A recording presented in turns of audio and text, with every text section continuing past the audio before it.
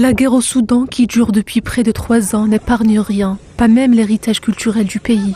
Musées, sites historiques et collections précieuses sont aujourd'hui pris pour cible, mettant en péril des siècles d'histoire. Les données officielles révèlent qu'au total 22 musées nationaux ont été endommagés ou pillés et qu'environ 4000 pièces de reliques culturelles ont disparu depuis le début de cette guerre. Notre musée est dans une situation catastrophique. De nombreuses reliques culturelles ont été pillées, tandis que d'autres ont été complètement détruites ou endommagées à des degrés divers. Le bâtiment principal ainsi que plusieurs structures importantes du musée ont été touchées par des roquettes.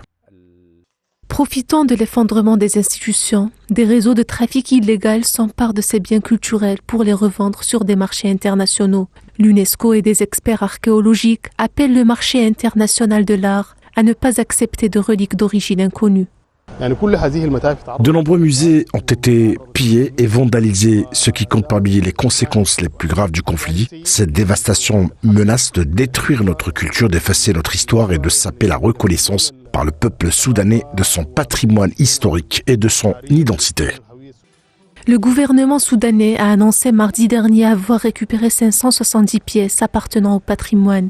Mais face à la guerre, la plupart des musées, confrontés à un manque de personnel et de financement, n'ont pas encore ouvert leurs portes. La récupération du patrimoine perdu et la reconstruction des infrastructures culturelles restent une tâche ardue et de longue haleine. Nous devons demander des comptes à ces pilleurs de reliques et exhorter la communauté internationale à prendre des mesures contre le vol et le trafic de ces artefacts. Alors que les combats se poursuivent, la sauvegarde du patrimoine devient une urgence, car au-delà des pierres et des objets, c'est la mémoire et l'identité d'un peuple qui sont aujourd'hui menacés.